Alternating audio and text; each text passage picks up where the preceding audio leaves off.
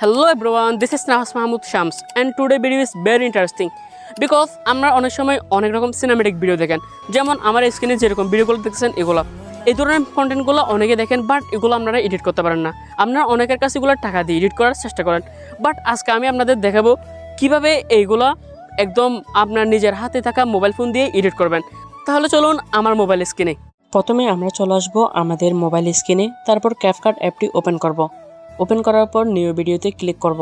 Click করার পর আমাদের যে ভিডিও ক্লিপগুলো রয়েছে সবগুলো আমরা আমাদের ফোনের গ্যালারি থেকে অ্যাড করে নিব। আপনারা সবগুলো একের পর এক করে সিলেক্ট করে অ্যাড করে নেবেন, আর যেই এইচডি মোডটি রয়েছে সেটি অন করে তারপর অ্যাড করবেন।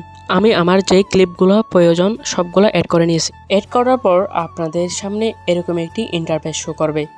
সো এগুলো আস্তে আস্তে লোডিং নেবে, আপনারা একটু অপেক্ষা করবেন। সব কিছু লোডিং নেওয়ার পরে আমরা এগুলোকে কাট করব।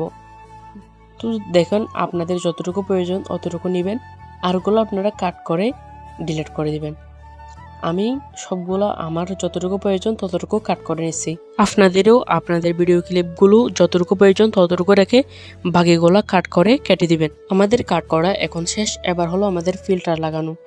আপনারা এখান থেকে বিভিন্ন ধরনের ফিল্টার চাইলে আপনাদের মতো করে অ্যাডজাস্ট করে নিতে পারেন, বাট আমি যেটা ইউজ করবো সেটা হলো এইটা। আমি দেখতেছেন আমি কোনটা ইউজ করছি।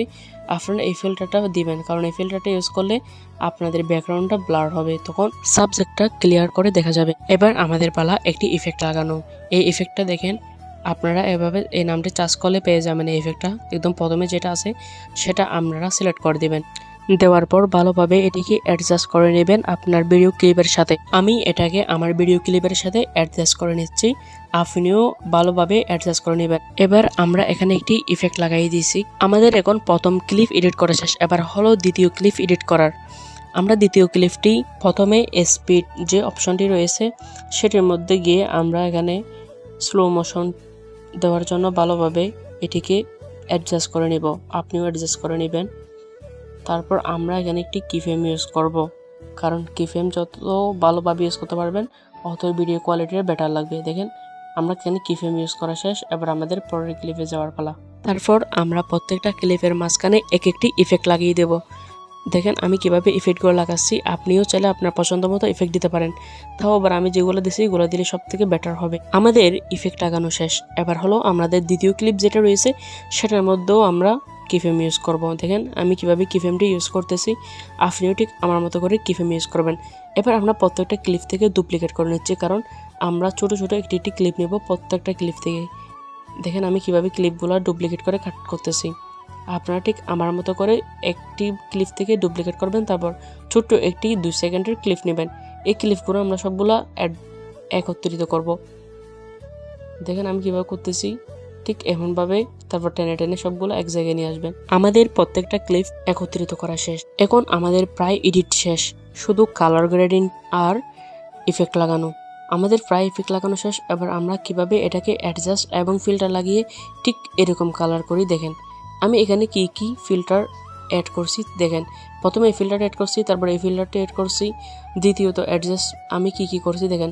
প্রথমে আমরা এটা একটু বাড়িয়ে দিছি, এটা একটু করে বাড়াইছি, এটি আর একটু বাড়াইছি, তারপর এটা একটু কমাইছি, এটা একটু কমাই নেই, এটা কিছু দিই নাই। এখান থেকে আমরা কিছু ইউজ করি নাই। দেখেন এখানে কিছু ইউজ করি নাই, আমরা একটু করে কমাইছি। এটা এই অপশনটি 0, এই অপশনটি একটু কমাইছি, এটা 0, এটাও 0, এটা একটু বাড়াইছি, এটাও একটু বাড়াইছি। ঠিক আপনারা আমি যেভাবে দেখেছি এভাবেই অ্যাডজাস্টটা করে নেবেন। তারপর আপনারা একটু চেক করে নেবেন ভিডিওটি সবখানে কি ইফেক্ট এবং ফিল্টার লাগানো হয়েছে কিনা। এবার আমাদের পালা ভিডিওটিকে এক্সপোর্ট করা। আপনারা চাইলে এখানে 2K 4Kতেও করতে পারেন। আমি 1080 দিয়ে ভিডিওটি এক্সপোর্ট করে নিচ্ছি। তো চলুন এবার দেখা যাক ফাইনাল রেজাল্ট।